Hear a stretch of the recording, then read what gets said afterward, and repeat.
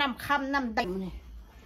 เหนื่อยเบิดมือเลยไปขุดกระปูมาเมื่อยบางมือเขาจนเขียวเขาเลยกันเลยโอ้ยสิพาไปอยู่ลาวอีโดนบ่เนาะขึ้นฮอดบ้านอยู่มุกดาหารคือกันได้นี่บ้านไหนหนู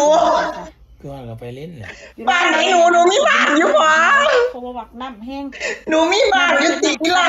แค่บอกให้อายมาหลังมันเป็นเรื่องๆน่ะพี่น้องมาบ่มาก็ต้องได้อยู่ถ้าบ่มีหม่องสิอยู่ก็ต้องได้อยู่หนูบ่ค่อยหลอนเหนียวน้ำจะไข่เนี่ยกี่โมกูสิห้ามแต่กระดำคือเก่าเขาจักค่อยเป็นอย่างของบ่ซื้อแต่มึงบ่สวยกับผิวมึงบ่ดีแค่นั้นมึงอย่ามาโทษน้ำโทษฟืนโทษไฟโทษมึงนั่นสังกะสานหนังหนามึงนั่นโตเหรอหนังผิวมึงนั่นเบิดหน้าตาอธิวนาเละหน้าดำนี่ดำน้ำเด้อพี่น้องเด้ออาสบตากแดดของบริจาคฟันใดดอกเป็นน้ำมึงนี่ขนาดเขาอ่านน้ำมานี่มันนั่นคือกินแบบกินโคลนสาบควายเอามึงจะเห็นคือดาบอกปีจังสั่นบอกเนี่ยมันเป็นกลิ่นแบบนั้นมึงอย่าให้เบาใส่มันเนี่ยมันดังจนต้นหนามแบบอีเป็ดคนอื่นกูว่าเห็นเขาเป็นอย่างเขาผิวขาวผิวดีงามกว่ามึงมึงอันนี้มันเป็นการขวางมึงอันนี้มันเป็นการแก้ตัวคนผิวงามผิวดีเต็มประเทศแล้วอยู่มีมึงกูปะโลกมึงจะมานั่งมาโน่เนี่ยตลก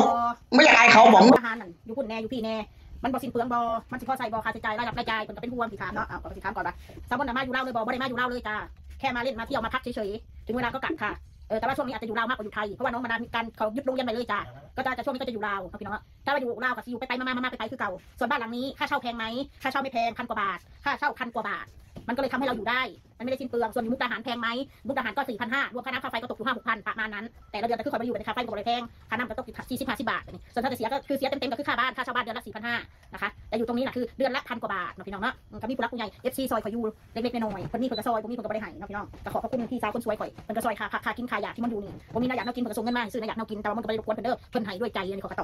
อบตามที่ FC ถามมาที่เราถามมาเราก็เป็นห่วงกันว่าเช่าทางนู้นด้วยทางนู้นข่อยจะต้องเช่าเพราะว่าข้าวของข่อยเต็มเพราะว่าข่อยยังสิกลับมาอยู่มุกดาหารคือเก่าอยู่จะเอาลูกกลับไปเรียนอยู่พี่หน้าพี่สาวประจวบอีกทีโอ้ซับซ้อนวุ่นวายกับชีวิตเหลือเกินอยากมาอยู่บ้านอยากมาพักใจข่อยซึ่งเจ้าเข้าใจเนาะบางเทื่อข่อยก็อาจสิบ่ได้แสดงออกให้เจ้าเห็นดอกอาการเจ็บเสียใจของข่อยมันเป็นแบบใดข่อยก็มีเรื่องเสียใจของข่อยอยู่หั่นแหละแต่ว่าสิข่อยไปนั่งไห้ห้องไห้นอนห้องไห้บ่มีดอกเพราะถ้ามันผ่านมามันคือผ่านไปเนาะพี่น้องที่นู่นก็ไม่มีเอาเป็นว่ามันบ่แม่นว่าผิดพลาดยังมากมายมันความพอใจของเฮาซึ่งเฮาตั้งใจอยู่แล้วถึงเราอยู่ไปเราก็ไม่มีความสุขของบ้านกับของอยู่ไปบ่มีความสุขพะนะเสียงรถให้แม่ตีเด้นางอันนี้เตะปากมันเลยลิงเตะปากมันนี่เห็นโรงงานเป็นโรงงานตามหาข่อยเพียงคนบริขายยาบ้าข้ามชาติจ้ะจะมาตามหาข่อยพี่สั่งข่อยไปเฮ็ดพี่สั่งที่บ้านพี่เมืองก็สิมาตามหาข่อยบ่แล้วก็เรื่องแบบแดงน้อยคือกันเอามาอยู่นะเอานู่นนี่นั่นนะการเอามามันก็ใส่เงินข่อยก็บ่แม่นข่อยสิมีเงินคือเมื่อก่อนเงิน4-5,000เอามาค่ะพี่เป๋เลยจะขวางเงินอีกแล้วพันหรือว่าผู้ใดใจดีบ่อยากให้เอาแดงน้อยค่ะมาก็ฝากเงินใหม่ข่อยอย่าบอกข่อยโอ้พี่ด่าเอ้ยครอบครัวข่อยใช้จ่ายก็พอแห้งแล้วเฮ้ยคือที่ห้ามจริงเลยนะเป่าจะเรื่องไหนนี่เดี๋ยวก็เอาไปแล้วก็เอาไปอีขี้คุยมันมาจากการข้ามเอามาค่ะอีโมลูกอิ่มอีขี้โมนี่ใครมันสิให้มาไปนั่งในรถเขาถ้าเขาเอาเงินอีขี้โมอีขี้แคลเขาจะเสียเอาหนังขางเอารถไปมาเองเขาก็เสียคือเก่าเด้ไม่นั่งตัวแหลซื่อๆนั่นล่ะมีแต่เรื่องตัวแหลเรื่องโลกนี่แหละว่านั่งเว้าอยู่เดี๋ยวนี้ไปเที่ยวมึงผู้ใดเป็นวางการใส่ใจเอาเงินมาจ้าโอนมาเอาเงินมาทานมาบาดามไปผัวคนไทยพังไทยรวยมากจังซั่นจังซี่กูมาอยู่นี่กูนำมาบังให้ผู้ใดแบบว่า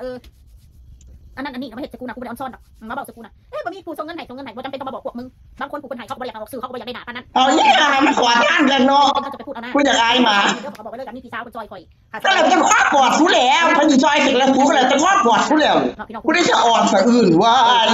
บนไฟสวรรค์เด้อ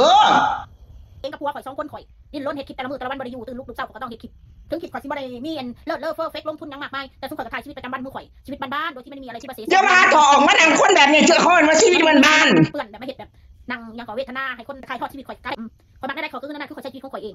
งก็เรื่องของมึงตัวพี่บ่ล่างผมบ่บีบอกให้ข่อยก็เรื่องของมึงเอาตัวเองให้รอดมีเงินเอากูก็ไม่ได้บอกว่ากูไปให้มึงเอามาซอยกูได้ละอีปอบเพราะแต่ผัวข่อยกับข่อยอยู่เคียงข้างกันอีโม่อีกี่คุยตุยยุ่งตุยกากอดคว้ากันกินตายแล้วเจ้าตุยเป็ดอย่ามาโมอย่ามาตอแหลคนแค่นี้ละไปนี่